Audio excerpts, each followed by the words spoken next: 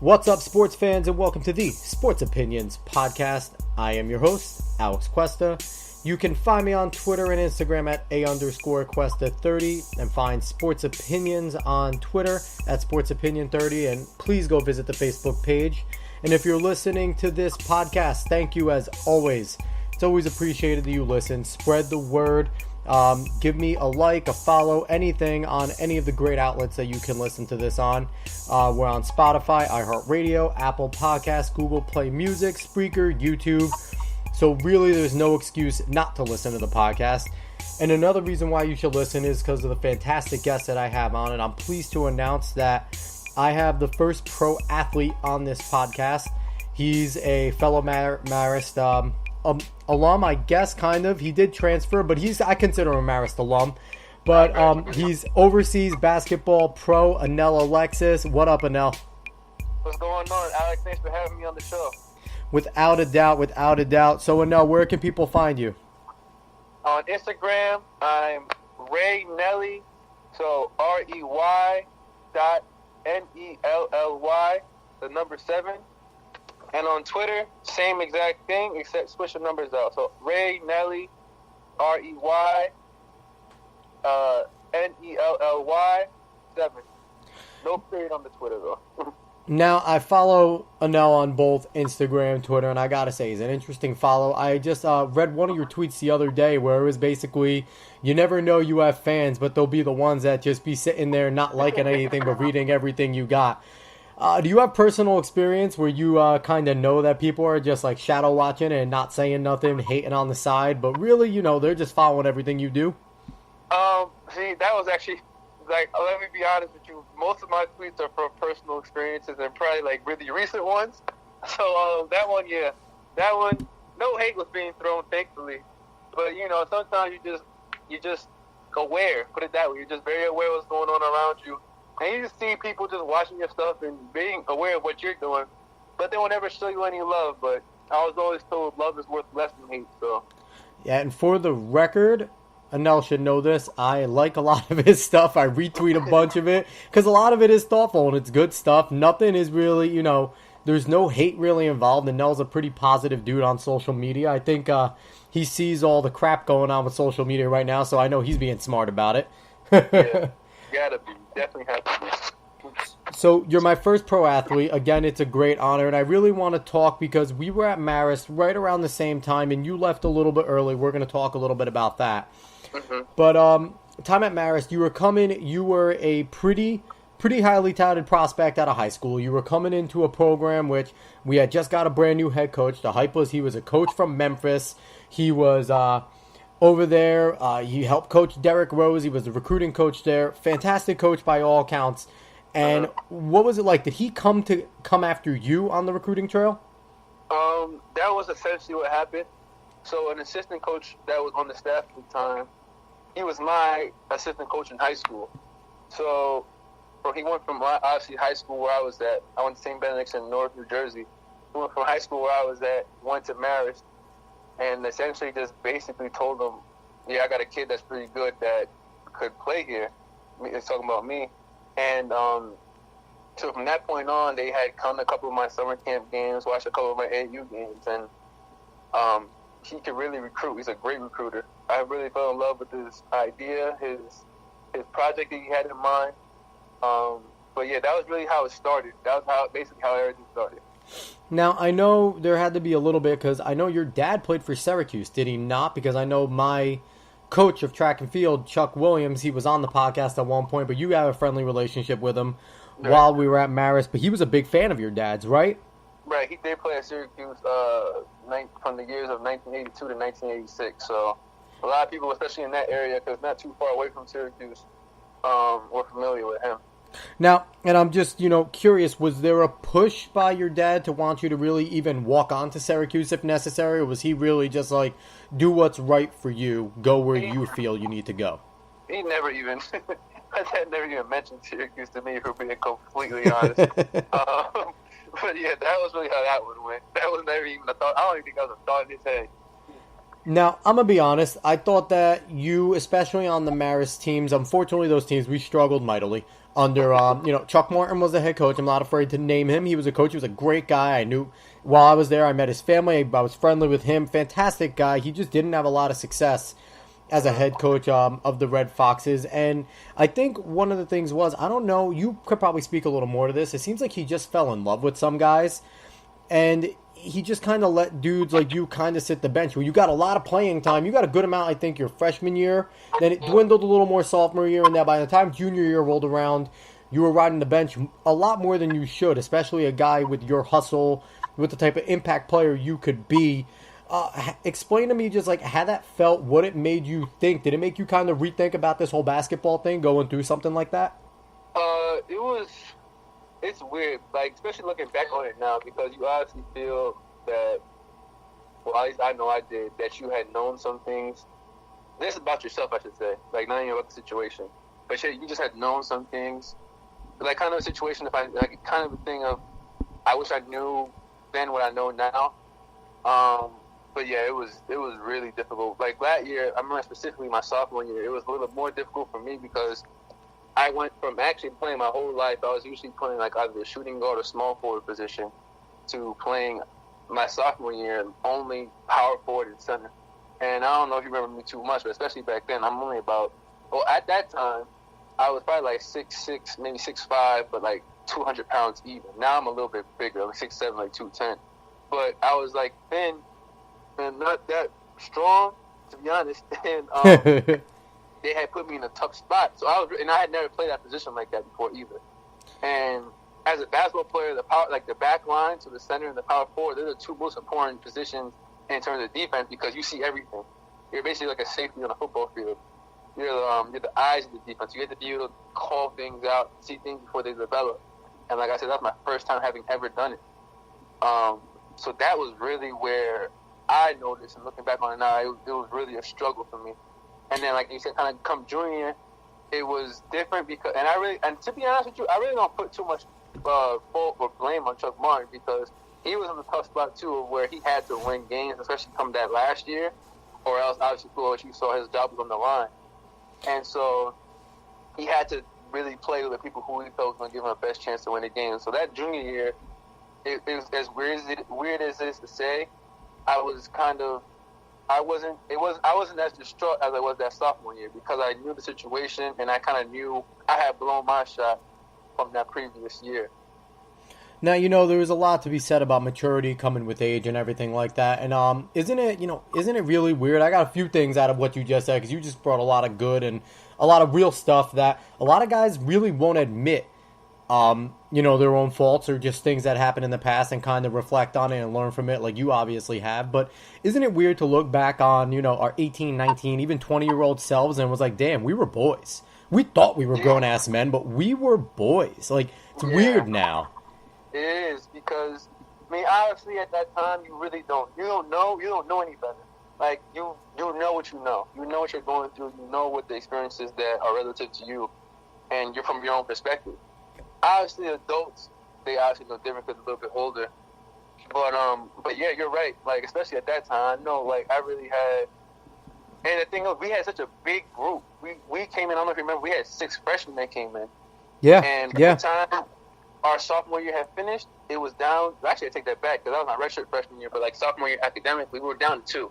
Me and Devin Price. That was the only 2 that were left. And so it was really a situation of where our guards were really up because we had seen so many people who we were close to and had come to school with leave, and all within 2 years.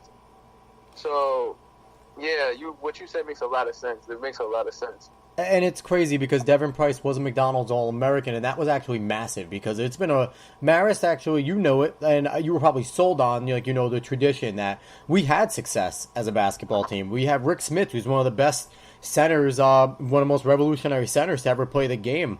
And you were definitely probably sold on something like that. And yeah, we had a great class that year, the 6 of you guys coming in. And then he brought in other guys that were good. He had Kasim Drummond, who kind of shot himself in the foot, was there for like 5 minutes. Right. And, it's just, and another thing I want to say, because, when I look back at it, when I remember I watched a lot of the games because I worked the event staff. I was sitting there in my goofy ass vest watching you guys play. And, when I saw you playing power forward, playing center, I'm like, what is he doing? Like, yeah, you were skinny. You were only 6'6", and he really didn't use your skills. But now looking at it, and you play overseas in Europe, and you're looking at the NBA game now, was Chuck a little bit ahead of his time going, if we just put 5 athletes that can kind of shoot from anywhere, slash from anywhere, we should be able to offensively blitz and do enough on defense to win games? Was he ahead of his time, kind of trying to do what Golden State's doing right now? I think if he had used us in that type of manner, we really would have been, because we had a dominant big man, Adam Kemp, especially at that time. Adam Kemp will be on the program in the future. I talked to him, and he definitely said he would love to come on. So I'm just racking in the former Marist basketball players, man. Yeah, so we had him. That's a good friend of mine. We had him. He was big. He was a force. The only thing with us is we were playing kind of like a traditional type of offense. Like, if you watch Golden State, a lot of their guys are perimeter-oriented. Yeah. And you kind of just, kind of move around a lot. Like, the ball never really stays in one guy's hands for more than 2 or 3 seconds at a time. We were playing more, like I said, a traditional offense of where it was everybody had like a regimented role. Everybody had like a strict role on what you could and could not do in terms of your playing style. And I do think you're on to something. Had we played that type of way, but obviously Golden State was 5-6 years after that fact, had we played that type of way, we probably would have had a lot more success in terms of offense and defensively, because we could have played differently. We played the way that teams in that time period, as crazy as it is to say, because that's only 5 years ago, but like teams in that era it's changed so much. Right, like teams now, they switch everything, and they do all types of things. We're switching and with screens on defense and all types of stuff. And I feel like if we had played that way back then, we would have really, really been successful, because, like you mentioned, we had a tall team on average. Like, yeah. Adam Kemp was 6'10". Well, you had Peter Prinsloo, too, who was basically 7 foot. Peter was the backup center, and he was basically 7-footer. South African kid, so he's good kid, too. Right, he definitely is. So, I mean, if we had, but like I said, you can't, like, retrospect is 2020. And unfortunately, Golden State wasn't around that. Well, they were around at that time, but they weren't playing like that at that time, so you can't even say that. Yeah, I was the Baron Davis, Jason Richardson upset Dallas Golden State team. Now, I have a question, because I remember one thing, and you mentioned, like, all the athletes y'all had on that team. Like, you had a lot. Were you guys allowed to dunk? Because was that a mandate, like, we're not flashy, we don't dunk? Because I remember seeing some dunks. I remember, the crowd going crazy. Devin threw down sometimes. But, like, there were fast breaks when I saw super athletic dudes, and they were just going for a layup. And sometimes I miss it, because I think layups are sometimes harder than dunks, especially when you're as athletic as you guys are. We're getting up and putting a one-handed flush on a fast break is nothing. But, like, was there something where Chuck was like, no, we ain't dunking? Was that a thing that Coach Martin put down? That was never a thing. Honestly, if Chuck could control it, he would have us dunking every time. He just never did, to be honest with you. If we're being 100% honest, he just never did. Now, that was another thing, too. Why didn't Peter and Adam dunk more? They did not dunk enough as big dudes. They're massive. Especially Adam. Adam bullied everybody. He was probably the most dominant center in the MAC at the time, and he would not dunk. In terms of Adam, now that I think about it, I don't know. I think I haven't seen him play recently either, so I can't even speak on that. But I think I'll ask him when he's on. I'll ask him, because his footwork was awesome. He had everything to be a dominant big man. He really did. Mm-hmm. Definitely did. All right, so we're going to talk a little bit about the transition. You did your 3 years at Marist. It's surprising to hear that come out of your mouth. You kind of came to terms that you blew your shot. I see it a little more as you were used incorrectly, but you obviously have made a mature decision to transfer. What was the decision making going to a place like Norfolk State, which kind of seems a little out of left field? So, like I had mentioned before, the reason why that transfer was even an option for me was because I had gotten hurt, like the summer before my freshman year. Yeah. And I had redshirted. So NCAA allows the rule that if you graduate within your 4 years, you're allowed to play your graduate year somewhere else. Yeah. And one of the guys that came to Marist with me, Rob Johnson, had transferred to Norfolk State. Mm-hmm. He was one of those 4 guys that had transferred before the end of my sophomore year. Transferred out. Went to Norfolk State. He was part of that team that was a 15 seed in the NCAA tournament, had beaten Missouri. That was in 2012, I want to say. And he was part of that team, and eventually he graduated. But what he did was towards the end of his tenure there, he had essentially put a good word in for me. Like, listen, I have a good friend of mine who's still in Marist that he could really be a good help. When he's eligible, but once he's eligible, he could really be a good help. So the wheels were turned from that point, and then, like I mentioned, I graduated. I went down on a visit. It was actually a tryout. I went down on a visit, did well, and that was really how that whole thing developed. I had the option of staying back at Marist. I actually did start my master's there and do my 5th year there, but I just made the choice of really just changing my environment because I had been at Marist 4 years already.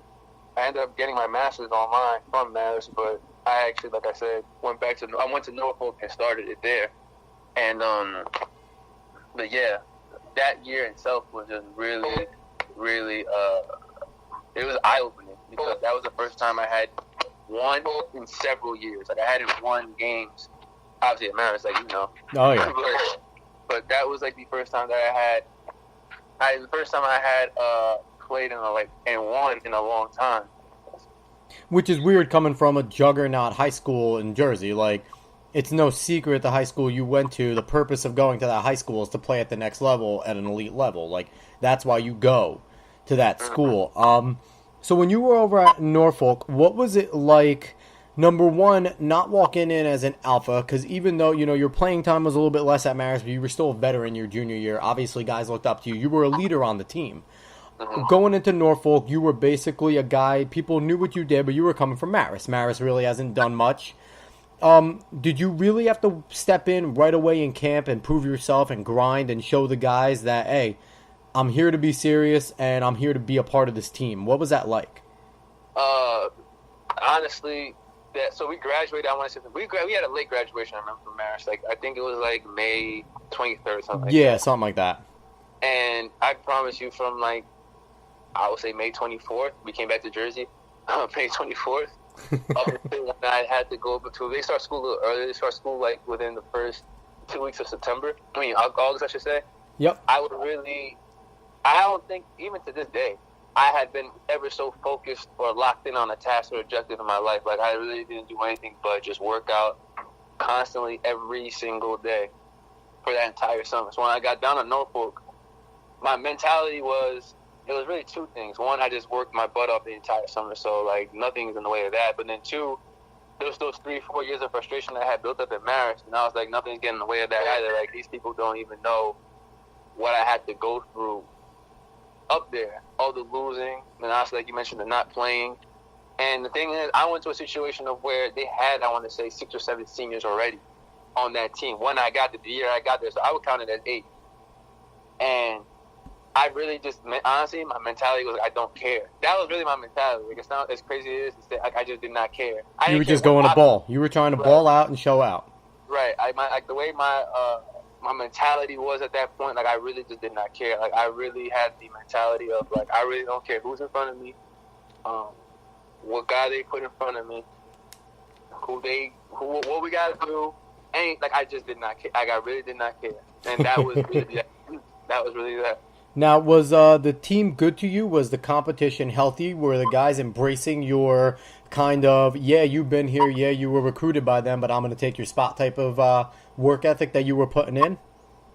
It was a little bit weird because what you just mentioned, I kind of came out of left field and was just... And you're talented, and I don't think guys realize, seeing Marist, oh, this kid came from Marist, but no, you could ball. That wasn't a secret by who recruited you, but they really haven't seen it. And the thing was, even to make it even more unique, our coach was, and it's kind of a blessing in my favor that the coach that was there, he's there now actually, but he was the interim coach. So basically, he had 1 year to prove himself, and whether or not, well, depending on how well he did, would determine whether or not he would continue on as coach there.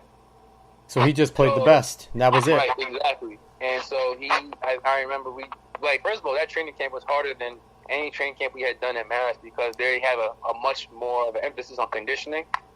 And so you should know, you're track. So yeah, and I know Chuck, like I said, I like Coach Martin, but I heard some of the practices, and man, he just ripped you guys to shreds sometimes. He verbally, he treated you like grown-ass men, and obviously he was frustrated with the way things are going, but man, like I played football, and it felt like a football film session. Some of those practices, like I remember, I got to tell you this story real quick. I'm sorry to cut you off, but it's one that sticks in my head because I remember a look that you gave me. You wanted to kill me, but we were doing a practice. You know, we had that dumb little track around the basketball court for a little bit before they redid it, and we were doing our workout, whatever. And Chuck, for some reason, was screaming at you guys. And all of a sudden, we just got done doing a rep, and we're exhausted, leaned over, and we hear, and we're kind of standing next to the court because that's where our start spot was. And we hear Chuck going, "You see those guys? Those track guys, they work their asses off, and barely any of them have scholarships." And, like, I look up, and I see you, I see Devin, I see you guys staring at me, and I'm like, "No, coach, they're all 6 foot forever. I'm a 5 foot nothing dude. Like, relax." like. He ripped into y'all a little bit. Like, what was, like, it's kind of funny looking back at it now. But it was, like, was Norfolk different where they were trying to physically get you guys to have results instead of working on you mentally? Our coach actually at Norfolk was similar in that regard in terms of he was a yeller. But the difference with him was, compared to Chuck, that I will say was that I knew with that guy at least that, and maybe Chuck was the same way, I just didn't know at the time, but I knew that when guy's name is Coach Jones, but with Coach Jones at Norfolk, that he at the end of the day, he cared for the players. Like, he was genuine about it. Like, he might be mad, he might be yelling, but he just wanted the best for you.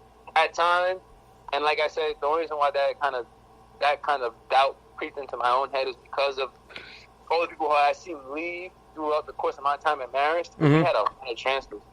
So, especially from a mid-major school, like, you shouldn't have that many kids that transfer out. Yeah, no, not at all. We should have 4-year guys left and right. Right. So, like I said, by the end of my sophomore year, 4 guys had left. Actually, 5 guys, because Di Cabo was there, and he had left. What's it called? Early too. And Di was a fantastic player too. He was a grown man when he played. Right. So, like I'm saying, we had a lot of guys that had left. But our coach at Norfolk, he was just as aggressive in terms of how verbally aggressive he could be, but we knew at the bottom of our heart that he was just coming from a place of caring and love, to be honest with you. And winning helps. Like, let's be honest. Like, we didn't have that, you know, at that time you guys weren't winning, and it was kind of like, "Coach, it's tired. Let's try something new." Where over at Norfolk, they, like you just said, they had just gotten done being in the tournament, beating Missouri, like, so they have that. The winning does help when the message comes across, because if it's a hard message, you know it's going to pay off later because you're going to win some games. Right. Now, exactly.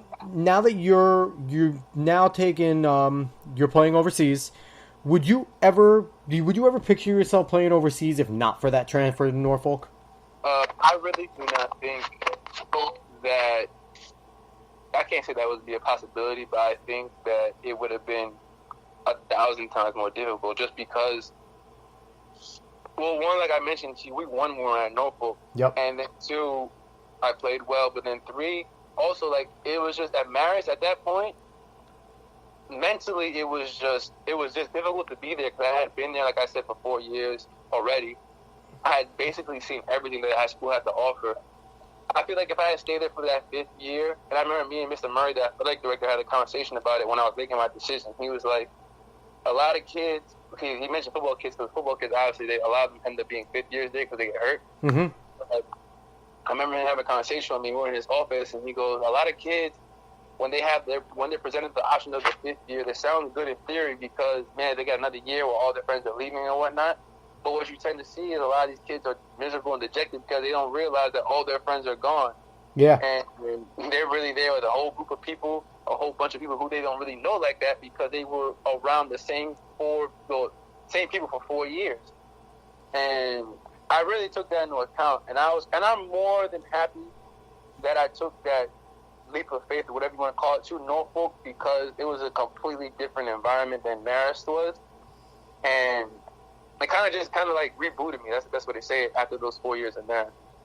Okay, so now you're done at Norfolk. What was the decision like to really go and leave your family, leave Jersey, and go play overseas? Like, that had to be a little scary to just pack up and kind of go and be in a foreign country with people that, you know, maybe might not speak English. Like, what was that like? It was a learning experience for sure, because like I remember growing up, coaches would always say like speaking about college basketball, that it's a business, and it is a business. But it's even more so. Obviously, it's even more so business when you start playing professionally, you start playing for money. Oh yeah. And you really just have to be on your guard, especially like you have to really look out for your self-interest, because if you don't, no one else is going to. And a lot of people will try and have, not me, but I've seen them do it to like people that I know, take advantage of people who are negligent of their own self-worth and self-being, but also kind of naive of what's going on around them. You have to be careful because, like you mentioned, you're there on your own. You don't really have anybody who you can really rely on besides hopefully an American teammate who's there with you. Yeah. But you don't really have anybody to rely on. And you're in their country, in their land. That's as if somebody foreign came here, and you have your group of friends, and hopefully it would help the foreign kid out. But sometimes in the spirit of competition, that's not going to be the case. So you really have to, like I said, be on your guard. Without a doubt. So you were at BBC Coburn last year. You played pretty damn well there. What are your plans for this upcoming year, next few years? If you could talk about them. I don't know if you're in any sort of negotiations or anything like that. But what's the plans coming up? I have some running negotiations, but most I'm debating on whether or not I want to go play in a South American country or go back to Europe where I was. Yep. Europe is a little bit more stable, considering it's like a 9-month, 10-month season. So you're there from basically August, like this month, up until May, April of the following year. But they pay less than South American countries do. Like South America, in some situations, double, triple, or even quadruple your salary. The only stipulation and different thing with that one is it's a little bit less stable in terms of the length of the season. It's only like 3 or 4 months at a time, depending on the country. And so essentially you're jumping from team to team throughout, like I said, a 9-10 month period, whereas in Europe you're there for one team for 9 months. So I'm kind of just weighing out the pros and cons of both situations and really trying to figure out which one would be best for me. Well, if you happen to go down to South America and you take a stop in Argentina, go check out Juan Pablo Value, I think it is. That's our Brooklyn Nets stash. So you got to give me the 411 because I'm a Nets fan. So all right, I got you. Don't worry about you got to scout him out for me in person if you're down there. Got you covered. So obviously, aspirations going through high school were you were going to make it to the league. Is that still an NBA aspiration? Are you still always looking for that chance to jump into the G League, prove yourself, get on a roster, get on a squad? That's the ultimate goal, to be 100% honest with you. It's also, though, that thing of right place, right time. So I'm kind of doing both. Right now, I'm really actually kind of more focused on, to be honest with you, building up my my resume and also the financial side of things, because the G League doesn't pay as well as certain countries do in both Europe and South America. So right now, I'm really trying to just focus on, like I mentioned, building that thing up, but always with the ultimate goal of trying to make the NBA at some point. So everyone needs to listen up in the NBA, which, if anyone is listening, especially even my Nets. My Nets have been a redemption team. We've seen dudes like Spencer Dinwiddie and Joe Harris, even DeMarre Carroll get their redemptions. Yo, take a chance on Anell. Kenny Atkins and Sean Marks. Sign my boy. Anyway. We actually played against the guy at Norfolk, actually. The guy, Joe Harris. He was at University of Virginia at the time. But he's decent. He's very solid. I've been surprised at how well he's played in the NBA. But he's good. He's developed that three. And in the modern NBA, like Joe Harris, it's weird because I feel like in the 90s NBA, he'd be a D-leaguer. He'd be, a guy floating in and out, 12th man, on, off. In this NBA where the three is so valued, if you could shoot it at 37%, you're on a roster and you're playing. You're in a rotation, like there's no doubt. Right. So, speaking of the NCAA, we talked a lot about it. I wanted to get your story out there and get your perspective, and I'm happy I did because it's really rare to find a real dude like you that can talk about his situation like the way it was and really come at it with a sense of peace. And your hard work right now, like, is just something that you don't really see. You see a lot of privilege now, and you don't have that mentality. Even though you were a highly touted, scouted kid, high prospect kid in high school, you don't have that air of superiority, which is nice. The NCAA just made some changes to their rules. It's highlighted by basically saying that kids in high school, kids in college, they can now have agents. One big rule I want to talk about first, which really wasn't one mentioned, and I think it's super important, is one of the rules. They have the extended scholarships now, where kids who were one and dones, 2 years and done, they have 10 years after leaving to go back and finish their degrees. I think this is great because if these kids leave and they find out that they're not as good as they thought they were, or don't have it what it takes to make it in the NBA, they're not just going to be stuck with nothing. They can go back and get their scholarship. Do you think? How do you feel about that? Like a guy like, unfortunately, a guy like Greg Oden, Anthony Bennett, those dudes can now go back because they didn't have what they thought they would have. Is that something that you think is pretty big for a lot of guys now?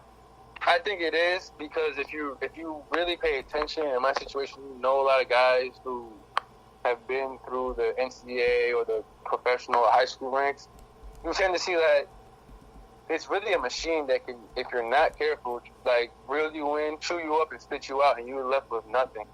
So I like that these rules are being put in place that help these athletes get back and help them get their education and whatnot, because this wasn't the case before. I actually had some teammates of mine who, they played like one guy, I'm not going to say his name, but he played at the University of Cincinnati, and he graduated, or his eligibility was up before he graduated. So I think he might have had like a semester or two left to finish up his degree, but they wouldn't cover it, like with the scholarship money. They wouldn't cover it. Like they said basically you're done. Like, which is crazy. Right. And so I don't even ever know if he ever went back and got it. So the situations like I know, unfortunately, like those where guys will end up in tough spots because they haven't gotten their degree, but they also haven't made it where they wanted to. They might have gotten hurt or whatever the case may be when they were playing professionally or even in college. Maris was different. Maris kind of made sure if we graduated, and if we didn't, we were in trouble. Yeah, we really liked our education part. That's one thing that was good about Maris. We weren't those type of schools that it was like, oh, you're on scholarship, don't go to class. We got some nerd that's going to do your stuff for you. Like, no, they were like, you kind of got to go. You got to at least get a C and graduate. You got to do that. Right. Now, they made sure, like you just said, that we were in Shout out to Alyssa Gates. Alyssa Gates was the thorn in all of our sides, making sure we got everything done. I know you know Alyssa. We all know Alyssa. She was awesome. We all do. She was definitely awesome. But yeah, so I'm definitely pleased with these rule changes. I like how they're not bent, but they're geared towards the athlete and towards helping them. Now, the agent part was where it gets a little sticky, because when you look into it, first with high school players, only quote-unquote elite players, which I think you would have been graced to be one of these considered elite players coming out of high school, could have an agent. And that will be decided by USA Basketball, which, when we're going to compare that to for college players, where they can only have an agent in between seasons. They could declare for the draft, and if they don't get drafted, they can come back. And the agent could do a whole bunch of stuff for them. They can kind of do all the agent stuff. They could set up meetings. They can give them hotels. They could pay for their food, things like that. But it's kind of like they're letting these high school kids and being geared for the one-and-done rule to come. The one-and-done rule to die. They're getting ready for that to go. But the NCAA always seems that they have to have control.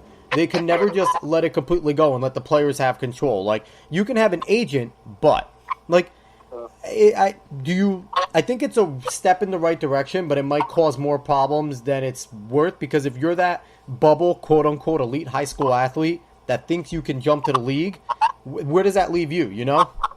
You're stuck, essentially. Yeah, but, you're screwed. Right. But I do like the fact that they can have agents now, because that removes a lot of the problems that I know a lot of kids have had in terms of, like, agents being around them and them getting in trouble as a result. So I am kind of, at the end of the day, I'm glad that those rules have been introduced, because it minimizes the chance of somebody getting in trouble with that. Now, I want to see how they're going to figure out the criteria for who is and who isn't an elite player and whatnot. To who can actually get representation, but I feel that they'll figure that out as time goes on. Yeah, and there's no system is perfect. Like, honestly, the perfect system was back in the day when they said if you want to go out of high school, you can go. Period. When you want to leave in college, you can leave in college. Like, you don't got there weren't as many chains left on players. The only thing they did do was if you left out of college, you couldn't come back. So then you had no choice but to go to Europe. but to go to G League if you didn't get picked up. So being able to come back is a big deal to me. It is. I definitely agree. So, like I said, the NCAA, I'm not a fan of the NCAA. I wasn't a fan when I was running under their banner, track and field. I just think that they kind of know that they have power and they wield power just to wield it. I'm not a fan of them at all. Definitely, I agree with that. But talking about the NCAA, I can end up getting myself in trouble because if they ever listen to this podcast, they're going to know I don't like them because I've said it plenty of times. So we're going to move on to a league I do like. We're going to talk a little bit about the NFL. It ends up that you're a fan of the Super Bowl champions last year, and I don't know how. Are you from South Jersey initially, or where are you from? I grew up in Hillsborough, but I say that considered Central Jersey. Yeah. It's really more Giants country, to be honest. And I won't even say Jets, more so Giants country. So how were you an Eagles fan? Like, why? So what happened was, my dad was a Giants fan, and I wanted to go against my dad. Like, I'm not going to cheer for this team. And then I didn't like the Cowboys. Like, I just didn't like them. And then the Redskins, but I'm like, they're irrelevant. Like, they're not even close to one. But I said, Philly's not that far away. I like the team. So that was my decision-making process on that one. I was about 8 or 9 at the time. So I grew up in Manchester, New Jersey. I don't know if you know where that is. It's right next to Tom's River. Right, South Jersey. Yeah. Well, we're like Central South, because Seaside, if you look on the map, we're like we're right next to Seaside, so we're like on that border, and all of South Jersey is Philly country. Like, if you go down to like Rowan or something like that, or anything in Gloucester County down there, they're all Philly, because Philadelphia, you could throw a stone from Camden and hit someone in Philly. So it's like, so I had to deal with a lot of Eagles fans, but you had to be ecstatic, because unlike me and my Jets, you've seen a championship in your lifetime. How did that feel watching Philly happen and Foles, who didn't have a great end of the regular season, turn it on for the playoffs and become a different quarterback? I was just so happy. I can't even lie. To be honest, that was one. It might sound crazy, but that was easily one of the I don't want to say the happiest moments of my life, but I was so thrilled. That's okay. You could listen. Sports fans are allowed to say that. We're a part of. I don't care what anyone says. Every fan is a part of their team, because without us, there ain't no team. It was just different for me because I really like Carson Wentz. Like, I remember from when we drafted him, and I also watched him play his rookie year. Like, I just felt he was really good. But when he went down, I wasn't really too worried. I've seen Nick Foles play well.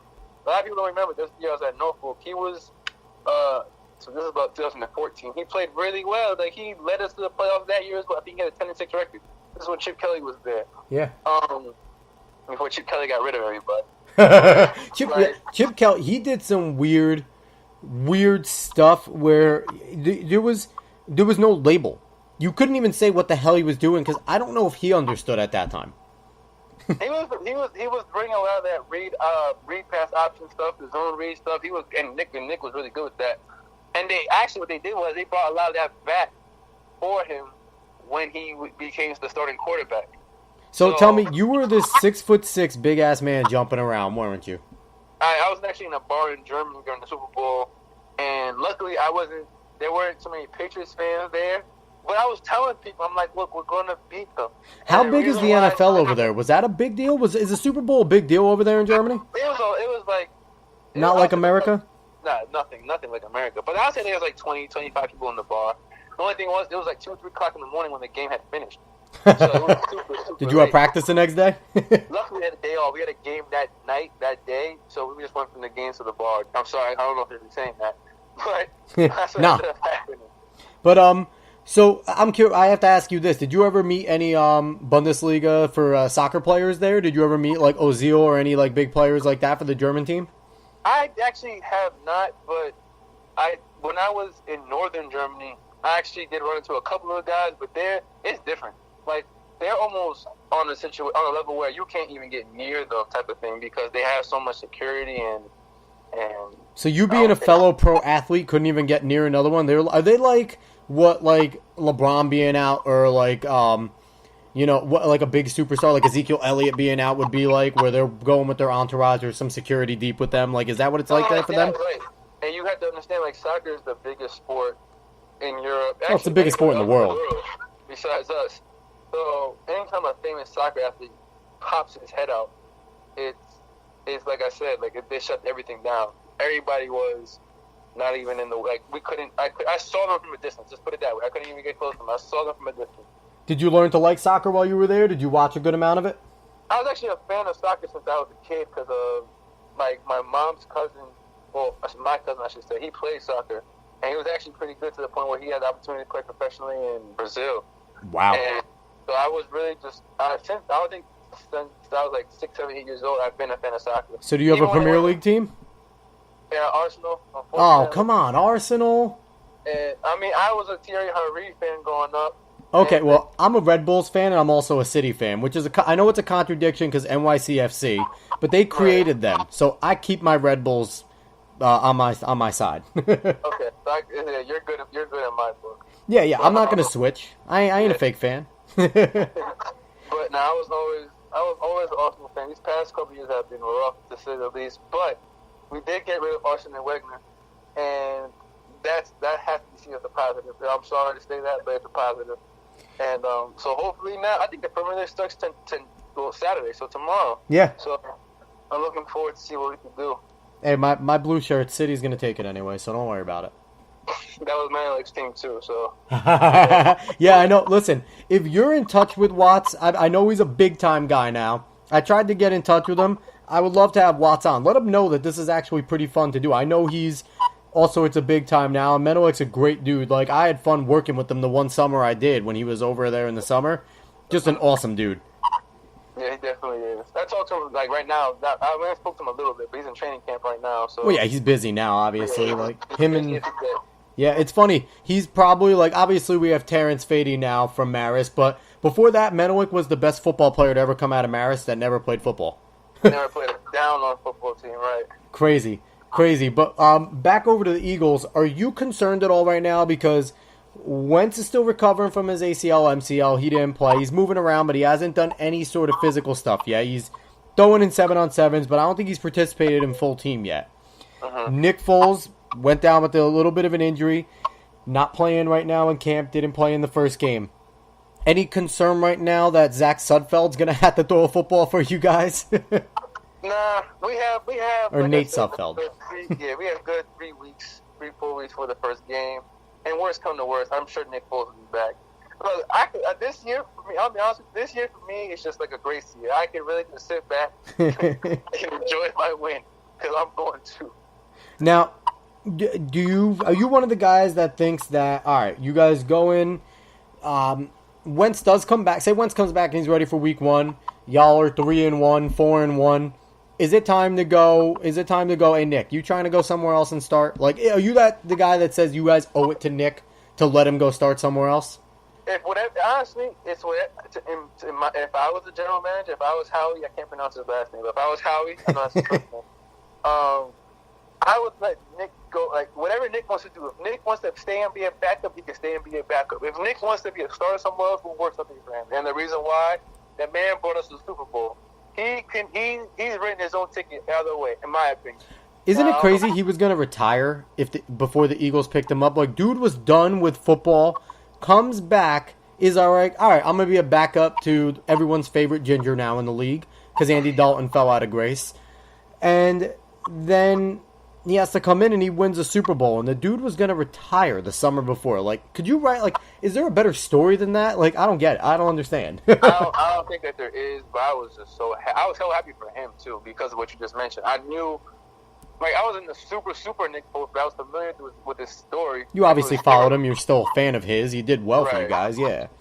So, I was so happy for him because, like everything you were just saying, he came back and played well on the biggest stage. In football, you could say in sports, but in football, helped lead us win it. Like, I was just so happy for him. I had the organization, I had my team won, but I was really just so happy for him. I really was. Now, I'm looking over at your depth chart, and I'm looking at your running backs. You guys lost LeGarrette Blount. That attack of Blount and Ajayi was massive because it was two boulders with speed that ran through everyone, tired out defenses. I saw you guys, you picked up Matt Jones. You kind of have the same player in Darren Sproles and Corey Clement. And Wendell Smallwood.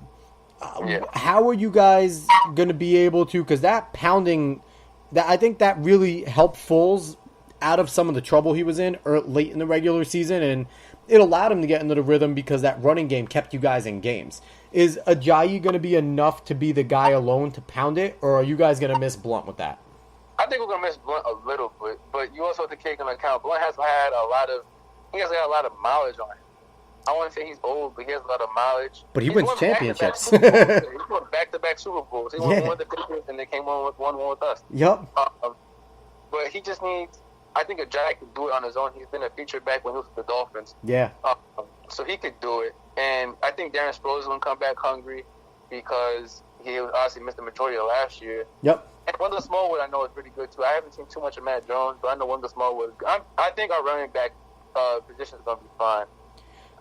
My biggest concern is kind of the cornerback position because Sidney Jones came back, but he didn't play a lot at all last year. He was hurt. But that's my one small concern. I like Rajul Douglas, though. I think he's going to be a guy that's going to get a chance, and you drafted Avonte Maddox. So there's competition there. Obviously, Ronald Darby has it locked. And you also picked up Malcolm Jenkins to play safety. So I actually like your secondary, and I looked at your defense because I was going to ask you about the front seven, the rotation. Y'all are 8 deep again. It's insane. Michael Bennett is sitting at second on your depth chart behind Derek Barnett. Haloti Nada's behind Timmy Jernigan. Destiny Viallo behind Fletcher Cox. Chris Long, who's a stud, behind Brandon Graham. What other team can boast those 8 guys where the 4 guys sitting behind the starting 4 would start for probably 29 out of the 31 other teams? That was our strength last year. That's why, honestly, our front seven. Crazy. Was the Beast. reason why I said that we were going to beat the Patriots in the Super Bowl. Because people tend to forget. Obviously, I unfortunately could not because it was the damn Giants. Twice. But every time they beat the Patriots in the Super Bowl, they really beat them with the same type of formula. They would blitz. They wouldn't even blitz. Their front 4 would put so much pressure on Tom Brady without them having to blitz anybody. So everybody drops back in coverage, and that was the key. They would put pressure on him. They would just keep hitting him to the floor consistently, and they did it twice. Tom Brady lost Eli Manning in the Super Bowl twice. Yeah, and Nick Foles once. Right. He just can't beat the NFC East. That's the way I see it. And so, but then with everybody else, and that was our strength. Like I said last year, our strength was our front 4. You can say our front 7 as well. I think you guys were 9 deep last year. It was crazy. And that was the key point in the game. I think we're up. Maybe 5 points. Mm-hmm. And then Brandon Graham forced a strip sack. And then we got the ball back. That's definitely the formula against Tom Brady. He's not super athletic. He's not like Carson Wentz or Foles or a guy like Roethlisberger, Rodgers that's going to move. He'll step up in the pocket. And that's been the Jets' formula, and we've tried to do it. That's why we drafted guys like Sheldon Richardson, Wilkerson. We had Sean Ellis and Johnny Abraham in the past. And that's the way we beat Tom Brady. And I think the AFC East kind of opened up everyone's eyes because anytime we beat the Patriots in the AFC East was because we hit him. We took him off his spot constantly. So I definitely put the playbook, and you guys just blitzed him, not in terms of really blitzing, but constant pressure on him. I don't think he got the ball off cleanly. He was always under some sort of pressure. So, it was nice to see the Patriots go down. I have a few friends that are Eagles fans that definitely put it in my face. I was kind of part of me is man, why do the Giants and the Eagles have to get a championship before us? Can't we just get one in between there? That ain't right. Yeah, I was just thrilled. I just couldn't believe it. I really couldn't believe it. I was in shock. Now, I'm going to go from letting you relive being thrilled to putting a little bit of depression on you. The New York Knickerbockers. Without Porzingis for an extended period of time, James Dolan is still your friggin' owner. But you got David Fizdale. This kid Knox looks like he could be pretty good. What's your overall outlook? Do you like what you've seen from Knox? And now, I know this is definitely your area of expertise, being a pro ball player. What do you see that excites you about the Knicks this year? I just like the fact we have David Fizdale as our head coach.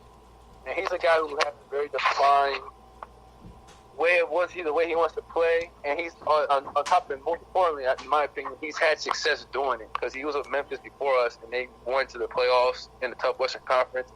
Obviously, assistant coach from LeBron was in the Heat, won at least 2 championships. went to the finals 4 straight times. So he knows what success looks like, and he knows how to attain it, and he knows what it takes to get it. So I'm really pleased with him being the new coach because he's going to have, like I said, a vision, and he knows the formula to achieve success. Definitely. Now, I look in, again, I have the roster pulled up for the Knicks too because I don't like to go at this stuff blindly. But I look at the roster, Porzingis gone, who the hell scares me? Enes Kanter's a good player, don't get me wrong. Mario Hezonja was a nice pickup, he could score. Tim Hardaway Jr. is a disappointment to me. Who the hell's who's your point guard? Is it going to be Trey Burke? Frank? Who is it?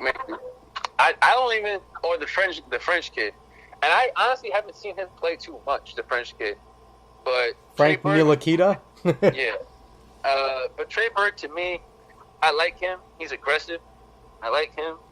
But, see, in my opinion, I just think we just need to continue, because there's 2 things that we have in our favor. We just need to continue, like, building on what Coach Fizdale wants to do. But next year, we have the opportunity to get Kyrie. And Kyrie has already said he wants to come play for us. So that's my ace in the hole right there. And he's a free agent next year. Do you think you can grab Kyrie and Jimmy Butler? Because I know they said they want to play together. So I've also heard KD wants to come to the Knicks too. So I really don't know. Put it this way, we're in a good spot. Here's the thing. Y'all need to stop doing that because my Nets are going to have 2 max slots next year. So y'all need to go away for a year. Leave us alone. Let us get something. You guys, I was talking to my friend because he's a Nets fan too. You guys went all in when you guys got KG and Paul Pierce, but you guys literally gave up everything for those players. We did, but at the time, Billy King made a terrible move. I'm not gonna lie. He was the GM at the time, but you got to look at where he was coming from. The guy was working for his job because our brand new owner, Russian billionaire, came in and he was like, "We're gonna win. Period. We're gonna get a championship within 5 years, and it's gonna get done. I don't care. I'll spend as much money." Do you know how much pressure that puts on a man? He's trying to feed his family. He just brought in Darren Williams, who was a bona fide star at the time in Utah. Right. And they were just going to Brooklyn. And with that pressure of, you need to get superstars, you need to be in the paper all the time, you need to be front page, and we got to win. I mean, I don't know what else. I would have made that move. I know he sold the house. But what else was the guy going to do? If he didn't make a move like that, he was going to be on the street. I don't know. It was a tough situation. At the time, you could talk to Nets fans now, and they're going to be like, "Oh, he was terrible." At the time, there was not a single Nets fan that was mad about that move. And if they say they were lying. Yeah, so, I mean, I guess from that perspective, yeah, you got to go for it. But I remember laughing about it because you guys still couldn't beat LeBron. So I wasn't really too worried about you guys. But in terms of the Knicks, we just need to make sure Porzingis is healthy. He's 7'3", so his recovery timeline is a little bit different, a little bit unique. So we need to cater it to make sure that he is back as strong as possible when he does get back. Does that scare you that when a 7'3" dude that relies on as much bounce as he does starts to get leg injuries this early in his career? Yeah, because you gotta it's a lot of wear and tear. And he's an aggressive dude. And I won't lie, Phil Jackson did predict this. As much as I dislike Phil Jackson with the Knicks, he did say he feared Porzingis having issue with his legs because he was so tall, and that could be an issue for him going forward. You know, and you look at dudes like Yao Ming, and obviously Porzingis is much more mobile, much quicker, a much better athlete than Yao Ming. But Yao Ming, 7'6", unbelievable guy, but it was like he had the leg injuries. And as good of a player as it was, that really shortened Yao Ming's career. And I love watching Porzingis. Like, yeah, I'm a Nets fan. I love to jab my Knicks fans, but I don't hate on any New York team that has success. Except for the Mets. The Mets can screw off. But any team that has success, I don't mind it. So watching Porzingis play is fun to me, but I am also concerned just on the outside looking in that could we see another 2-3 really good years out of KP? Yeah. Is there a chance that he gets to a 10-year career? I don't know because these injuries are already creeping up and they're major ones. Right. So it scares me. So what's your outlook for this year? Is this year kind of going to be a lost year, kind of figure out what we got, play a lot of young kids, and get a high pick? That's really my goal. I'll be more thrilled if we get like a high pick, like you mentioned, or a high draft pick 2 weeks, so we can get a good player. But I really just want to see how Fizdale treats this year and how he approaches his first year. I do think he's going to have success. I think he's going to have some good moments. But I'm just looking forward to it. I want to see how it plays out. So you're telling me you're not looking forward to a starting lineup of like Joakim Noah, Courtney Lee, Lance Thomas, Jarrett Jack? Like you don't want that group up there? Come on, man. Well, I actually like Joakim Noah, even though he costs us a lot of. I've always liked this game, so I did not dispute that or like argue about that lineup or not that lineup. His inclusion into the lineup. Lance Thomas actually went to the same high school I did, so I wasn't gonna root against him either. Courtney Lee, he's been good. I definitely didn't doubt that at all. We actually had good players. We honestly just haven't had the one superstar marquee talent that we have needed. But I'm not mad. We're not the Nets, so it could be worse. Hey, listen, my Nets are gonna have a better record than your Knicks this year. So watch it. So before this gets heated, we're gonna talk on a topic me and you can both agree on. The Yankees, they've been playing better as of late. Swept the White Sox, won twice against the Rangers. They're playing better, but the Red Sox right now have a big lead in the division. Are the Yankees just playing for the wild card right now, or can they catch the Sox? I got to double check on how many games. How many games are they back of the Sox? I think right it's now? like 8.5. Yeah, they just go for how far are they from the wild card? I think they're leading the wild card. They're the home team right now for the wild card. They're the second best record in the MLB. So it's like, which kind of sucks with the system that they're going to be a wild card team with the second best record in baseball. I think that threw me off because I was like, I remember thinking the same thing. So I mean, I really do feel like they should just focus on the wild card, but make sure they have everybody kind of clicking on all cylinders heading into the playoffs. Because we're definitely going to do some damage. And to beat the Red Sox, we only need to win 4 games. And the Red Sox are cursed. I don't care what they say. I don't care how many World Series they win. They're still going to be cursed. So let's just lock in, do what we got to do, lock in, focus, and just make sure we're quick. Because if we're in the second, hopefully we don't play the Astros before the Red Sox would. But we're in good shape. That's the only thing. We're still in playoff position. That's the most important thing. Yeah, we're most likely going to either see Seattle or Oakland in the wild card. We'll be the home team there, so I think we can get by either of those teams, and then we'll play the Red Sox the next round. So, and then probably the Astros and the ALCS again if we make it to try and get to the championship. So, there's a good chance that we can get some revenge on both the Sox for just being the Red Sox and existing, and then the Astros for getting in our way. Exactly. So I agree with you on that could be fun. Now, right now, they're starting to swing. Giancarlo Stanton had a home run the past 2 nights, a grand slam 2 nights ago. But Aaron Judge has been out. He hurt his wrist. He got hit by a ball, and he said it still hurts. So there's no real timetable of him coming back. And it looks like the lineup is finally starting to learn how to play without Judge. But for a little bit there, they were struggling. Comparing to the Knicks, removing Judge, is that like kind of removing Porzingis from the Knicks where they had to learn how to play again? Obviously, the Yankees have more talent than the Knicks do top to bottom. But we saw that lull with the team where they really struggled to hit the ball without Judge. Is that how important Judge is to the team? I think I shouldn't say he showed it. I think the team showed that just in these past couple of weeks that he's been hurt. But like you mentioned, it was critical that they managed to learn how to play without him and rally to get some wins behind them. And I think that's critical, like I just said, going forward. Because now when he comes back, they're going to be better for it. And in better position come playoff time. Because you never know what's going to happen. Because playoffs is crazy. So I think it might have set us back slightly in the short run. But it will only benefit us in the long run. Definitely. Now, Brian Cashman, before the trade deadline, made some moves that I liked.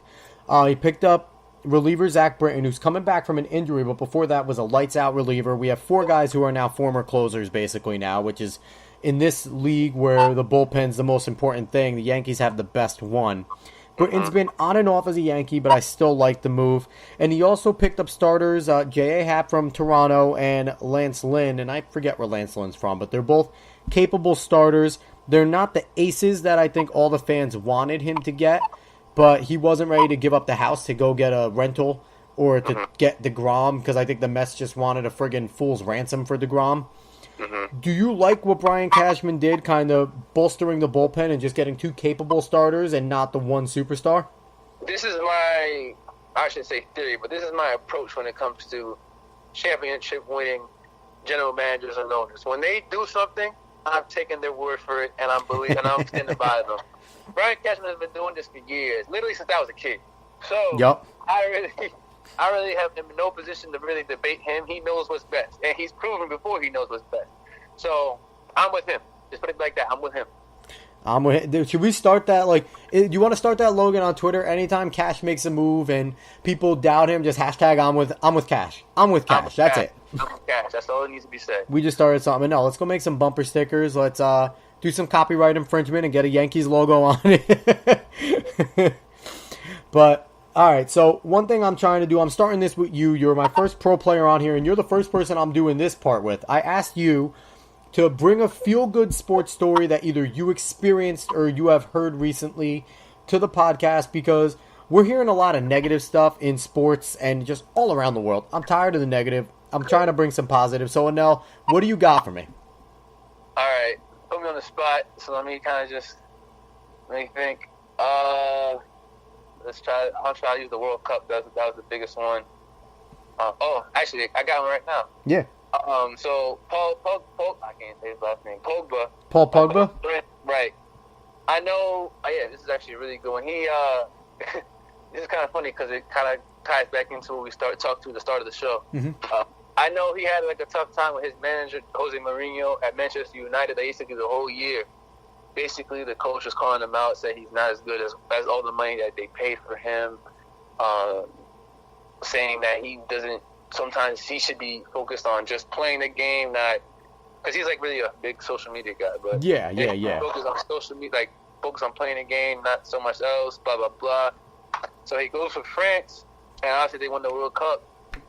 But if you like watch the interactions that he had, and just basically, and he ended up scoring a goal in the World Cup final as well. Yes, he did. But if you just watch the interactions he had, you could just tell how much fun he was having and how uplifted he looked and how thrilled he looked to be contributing mightily to a winning cause, and how fun it looked for him to play with his friends, because they all looked like they were really friendly with each other both on and off the field.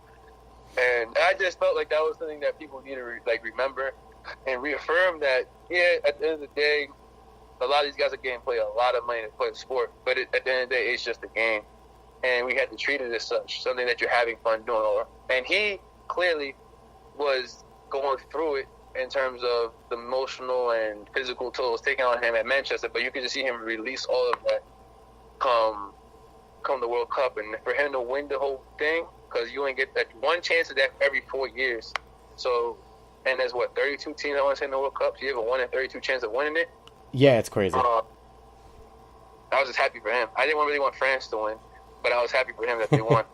And definitely, and I know we're kind of closing out shortly, but I just want to bring up one of the things I've noticed right now, and you mentioned how, Paul Pogba, he has fun, he's passionate, and he has a good time, and he enjoys the game, and we saw guys like Brett Favre do that. But it's kind of weird, like now, like it seems like we're so quick to want to get offended by everything that watching a dude have fun is offensive. People are offended by Cam Newton, by Odell Beckham, by Antonio Brown, by all these great players, by the Golden State Warriors, where they're calling them cocky instead of they're just having a great time being a great team or being fantastic at what they do. Do you feel that sometimes you guys are getting squeezed as athletes? Like, you just got to kind of be robots and play your sport. Don't have fun, don't show passion. Yeah, I think that's something that's very, very, I think it's obvious throughout all levels. Because I've seen that even with kids, that people tell them just play the game and whatnot. And I do think it's critical that they express themselves, obviously not in like a beat somebody up type of way, or the extravagant way, but that they express themselves in the best way that they know how, and just really enjoy what they're doing. Because, like I said, in the Paul Pogba story, like, it's a game at the end of the day.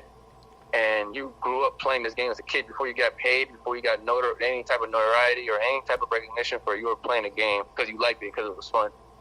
And at the base of it, that's that. Yeah, without a doubt. And I got to say, I coached football at the lowest level up to the high school level. I did track and field and everything. And one of the things, like, I loved watching my kids have fun, getting hype. But I was never a fan of being cocky, throwing it in people's faces. And one of the things I used to tell my guys, especially if we were getting blown out or we were blowing a team out, pretend like you've been there before. Pretend like you've done it before. Like that, I think there's something to be learned, as well as having fun, but also pretend like you've done it before. And you probably have heard that phrase, being a successful high school player. Like, there's certain times where, yeah, having that emotion's fine. But then there's other times where if you're just acting like a jackass, and it's like, man, pretend like you've won a few times before. Like, stop. You know what I mean? Like, I feel like there's that fine line that we need to watch and cross. But, you know what, at the same time, I feel like everyone's also getting way too offended by everything. And I have no... Odell Beckham's a little over the top, but I have no issue with what, like, Cam Newton and Antonio Brown do. Mm-hmm. So I'm definitely with you, though.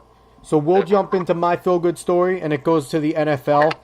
Ryan Shazier and everything that he is doing at camp right now. Everything. The fact that he's jumping into huddles. The fact that he's walking around the field after his terrible injury from last year. That's my feel-good story. The fact that Ryan Shazier is still with his football team. Still with the Pittsburgh Steelers. Even though he's not playing and possibly will never play football again. He's still the emotional leader of that team. And like you said, even though it's just a game, it's a game that everyone's passionate about.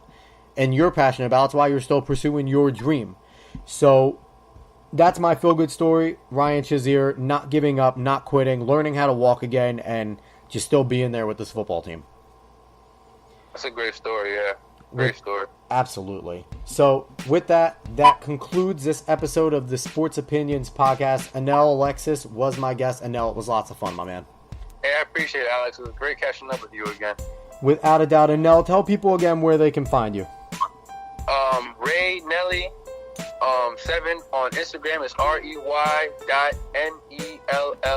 the number 7 on Instagram. On Twitter it's REYNELLY 7 on Twitter. No period. All right, and again, I'm the host, Alex Cuesta. You can find me on Twitter and Instagram at @A_Cuesta30. Find Sports Opinions on Twitter at SportsOpinion30 and visit the Facebook page. And definitely go check us out and listen to us and any past episodes so you can hear an awesome guest like Anell and others that I've had on. You can hear us again, all the outlets, Spotify, iHeartRadio, YouTube, Spreaker, Apple Podcasts, Google Play Music. No excuse not to listen to us. But again, Anell, really appreciate it. It was lots of fun. Good luck where I'm obviously going to track where you're going next. If you go to South America, stay in Europe. Enjoy Jersey. Enjoy being stateside right now. But good luck in the future, my man. Alex, I appreciate it. Thank you. Thank you very much. And again, everyone out there, have a good one.